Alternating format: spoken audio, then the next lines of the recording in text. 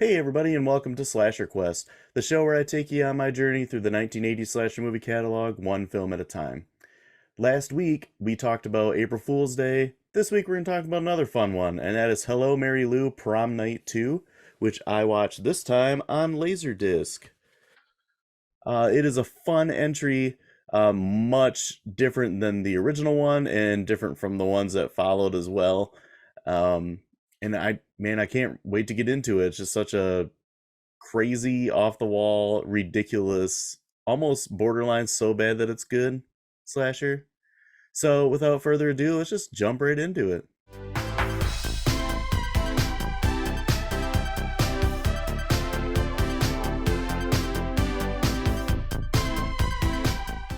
So, Hello, Mary Lou, Prom Night 2 is from 1987.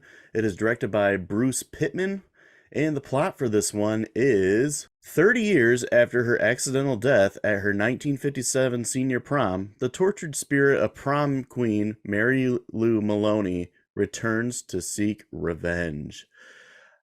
The cast for this one, we get Lisa Schrag as Mary Lou Maloney, which is a tough name for me to say. I keep wanting to say Maroney. Michael Ironside as Bill Nordham, Wendy Lyon as Vicky Carpenter, and Louis Ferria as Craig Nordham. Another difficult name apparently for me to say. You know how I am with names, guys. You know by now that I have a hard time sometimes with these different names. This is way tonally different than the very first Prom Night, which is a straightforward slasher.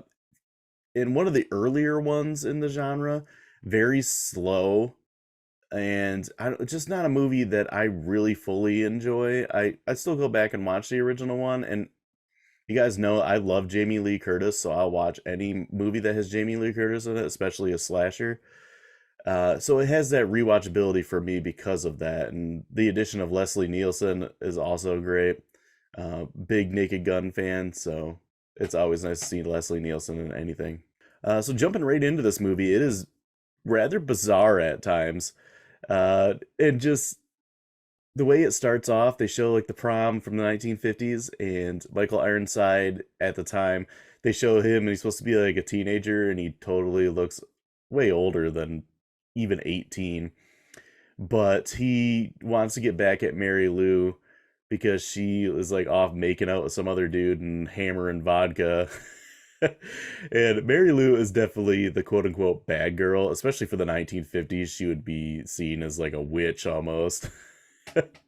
But he tries to get back at her by climbing up on this catwalk while she gets called prom queen, and he tries to throw a stink bomb down on her. Well, the stink bomb like ends up lighting her dress on fire, and it's like a old 50s polyester dress, so it goes up in a burst of flames, which at the time, that scene was the longest burning scene in a movie, which it still might have that record because it is ridiculously long.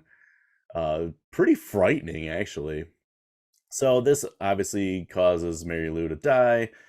She's like looking at Michael Ironside's character like in an act of betrayal, and we see like this locking chest that like opens up and flashes light and then closes, and then like you're supposed to assume that like Mary Lou's soul is trapped inside. It's very weird. So now when you like move forward to like 1987, where we get to meet like our main characters, we get Vicky, who is our quote unquote final girl.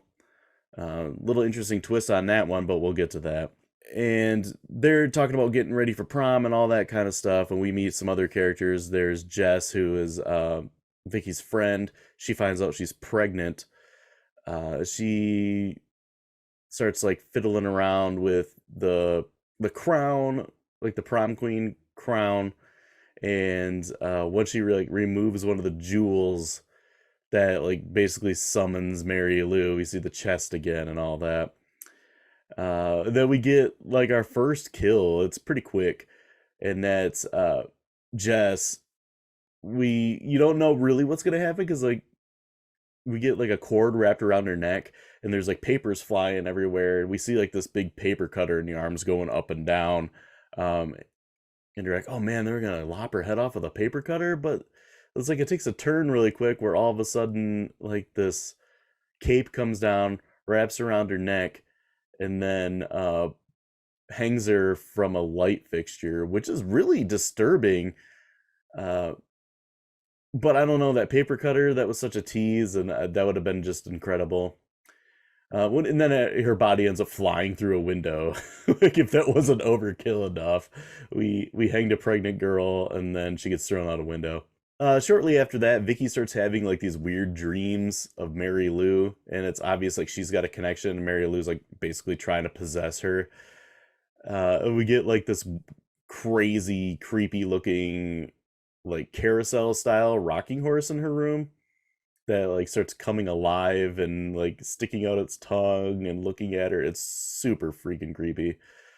She gets like wrapped up in her sheets, and these hands come up and like grab her around the waist and around the chest. It looks like it's basically like groping her. And that's a common thing in this movie, that like this movie is super like sexualized. Like everybody is just horned up to 11 in this movie. Even like the quote unquote like almost like demons and stuff that are in it. It's this movie's nuts. So at the whole time like this the priest starts feeling like there's some evil spirit around, so he does like an exorcism, but there's no one around. It's just basically him in a circle of candles screaming, which is just completely bizarre. We get like some weird Nightmare on Elm Street style scenes, and that's a very common thing in this movie as well, but I'll get to that like when I wrap this up. So we get like not only the scene of the horse trying to mess with her and the sheets tightening down on her and all that. We also get like a melting mirror that she falls into, and then there's a chalkboard that the words "help me" get written on backwards, and she gets like pulled into that, and like that melts, and it's like she's drowning in it.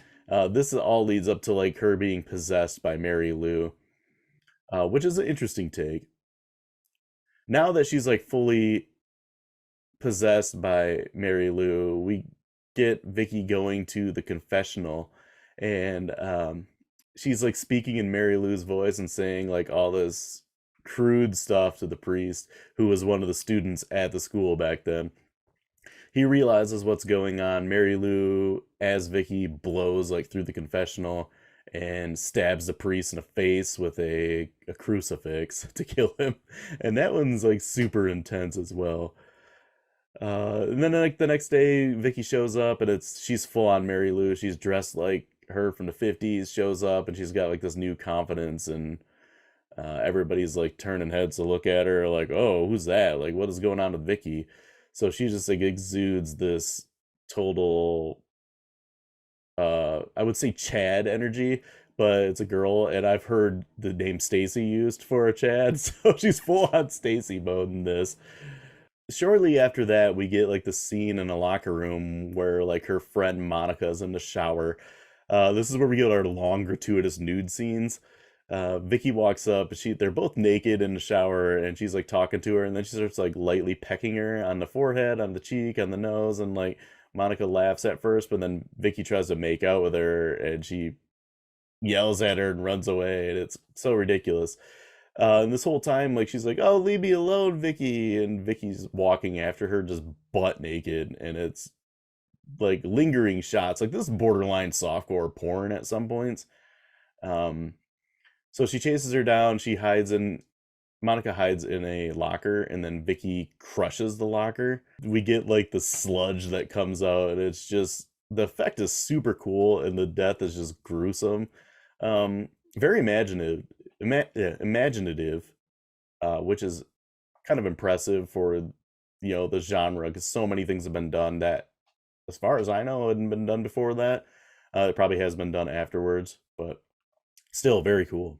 So now they're getting everything ready for prom, and Vicky's like taking over because she wants to be prom queen bag, because she's Mary Lou. She's like all dressed up in her room, sitting on this creepy rocking horse and like stroking its mouth. Like again, the sexualization of everything in this movie. Then her dad walks in and he's talking about how beautiful she looks and all that. And then she gets up and like French kisses her dad for like super long. And he doesn't even like protest or anything, doesn't push her away. He's just like, oh, I guess I'll just make out with my daughter right now. And then the mom walks in and she calls her a Jezebel and a harlot, tells her how she needs to like repent and all this, which then Vicky as Mary Lou goes and like blows her mom through the door, which is pretty crazy. And I don't know, just like the seeing her blown through the door, like the videography and stuff, the cinematography was like great. The shots, like zooming in on her mom while she's like screaming, was cool. But then just to kill her by blowing her through the door was kind of meh. We get to see Vicky like step over her like she doesn't even care.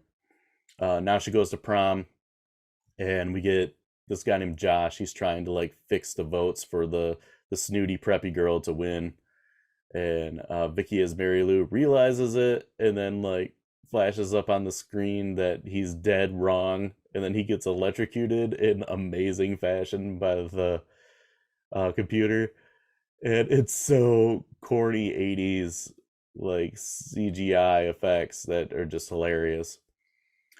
So he ends up dying, and then they announce the prom queen winner, and it's Vicky, of course, as Mary Lou. So now she's fully in her moment. The whole time, like Michael Ironside, like realizes that Vicky is Mary Lou, so he's trying to like take her out. She gets up on the stage, they hand her her crown, and then he blows her away with a gun. Everybody's going nuts, and then she's laying on the ground, and her boyfriend Craig, who is Michael Ironside's son, goes and talks to her. And then like at this moment, you see like her chest is like bumping out.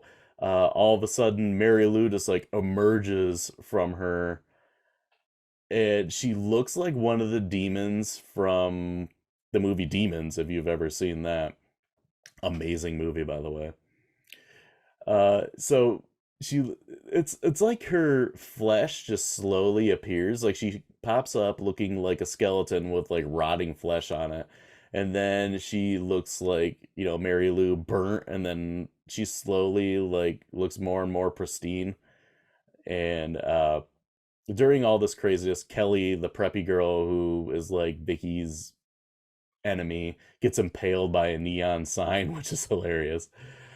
This all leads to like this big fight with Mary Lou, and it's just like havoc everywhere. And we get Craig tries to run away. Mary Lou's trying to pull him into the locked chest in the basement, which the bright flashing lights, and he's screaming and everything. And then suddenly Michael Ironside comes in and like gives her the crown, and she calms down. They go and they kiss each other, and then they like zoom out to Mary Lou's headstone, and it explodes. And, like, I'm not sure why uh putting her body to rest caused the headstone to explode, but it's pretty hilarious. So after the headstone explodes, Vicky, you can hear her yelling inside the trunk, and Craig goes and pries it open, and she comes out of it like soaking wet. Looks like she's like covered in snot or something. It's very weird. But they end up like getting out of the school, and they're getting ready to leave, and like Michael Ironside, gets him in the car. He loads him up, and then he turns the radio on, and it's playing like the Mary Lou song, and he turns around and looks at him, and he says they're playing our song. And it's now he's like possessed by her. They drive off, and then that's the end of the movie. The ending of the movie is so freaking weird. Uh, there's so many things in this movie that are taken from other movies. The end kind of a lot reminds me of Carrie. Um, girl on stage, and she's like causing all this havoc to happen. People are dying, just complete and utter madness. But the one movie that this takes so much from is A Nightmare on Elm Street 2, Freddy's Revenge. And like the first time I saw this, I saw the obvious Nightmare on Elm Street like references and stuff. Not even just Elm Street, it's definitely Elm Street 2, which came out, I believe, the year before this. But what it made me think of is The Simpsons, where Lionel Hutz is going to be like the lawyer for Homer. Like to paraphrase it, it's going to be like, so I saw Nightmare on Elm Street 2 in a bar last night. The sound was off, but I got the gist of it. It's basically like how they wrote this at times. You know, the obvious, you can't see the killer, things start happening. Um, but also, there's someone that's possessed by the killer. And at the end, we get Mary Lou like ripping through Vicky's body and coming out and just wreaking havoc on everyone, which happens in Nightmare on Elm Street 2, where Freddy comes out of Jesse, like bursts through and then kills Grady.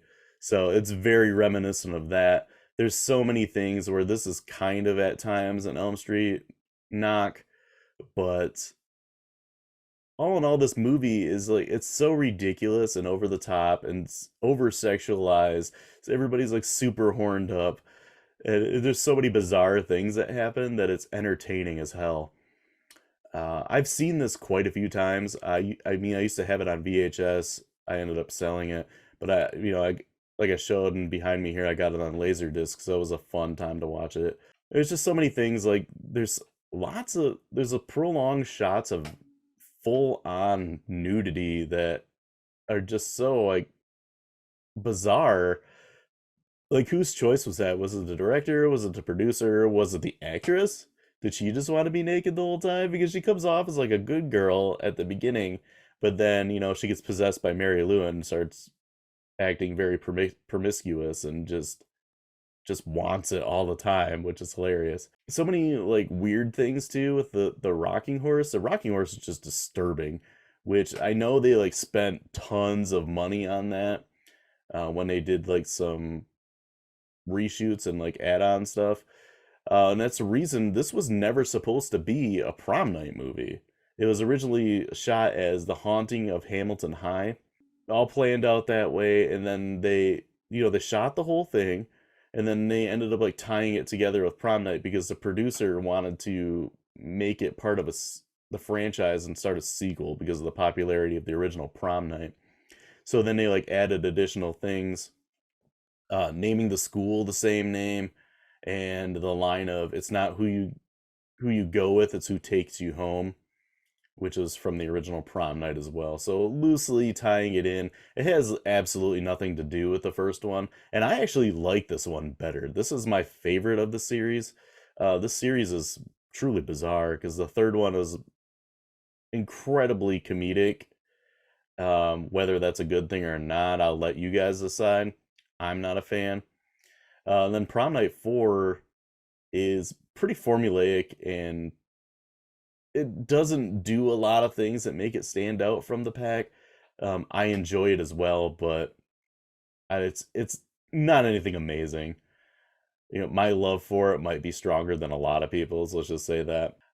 So almost every character from the film like shares a name of a cult film director. Like we got ones named after Wes Craven, Stephen King, George Romero, John Carpenter, and others. Not the first movie to do it, not the last. Man, Night of the Creeps is the one. It's like right out in your face, which is a Night of the Creeps is an incredible movie. I would say I'd like that even more than this.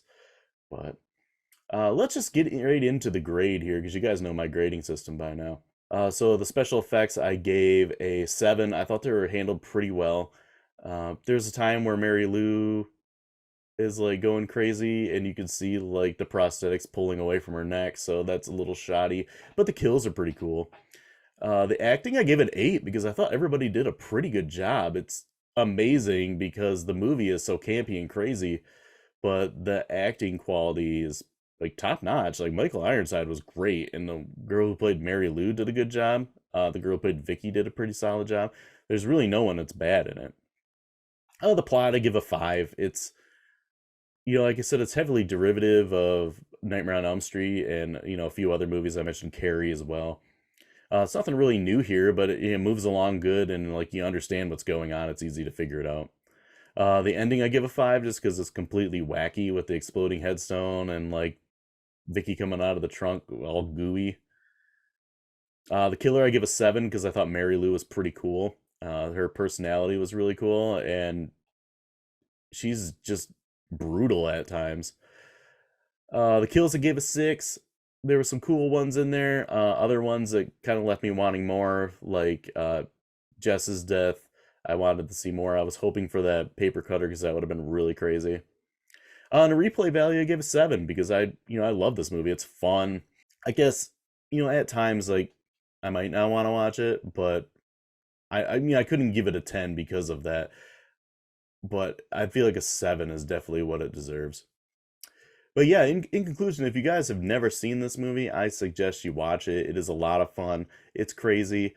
Um, if you get like in the first 10 minutes and you're rolling your eyes, you probably don't want to watch the rest because there are some goofy things in it and it's so bizarre. Uh, like I said, everybody's like super horned up and sex crazy in this, which is just, to me, it's hilarious, but you might find it off putting. Well, I mean, if you're a fan of the genre and you haven't seen this, then I highly suggest it.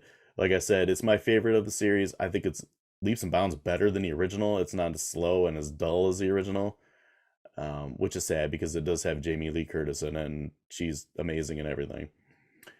But yeah, next time, um, like I always do, not sure what I'm gonna watch. I want to throw something crazy out there. I've been putting up polls and uh, you guys have been voting on them, so I want to just do one for me the next time. So keep your eyes open, and until then, as always, be kind and rewind.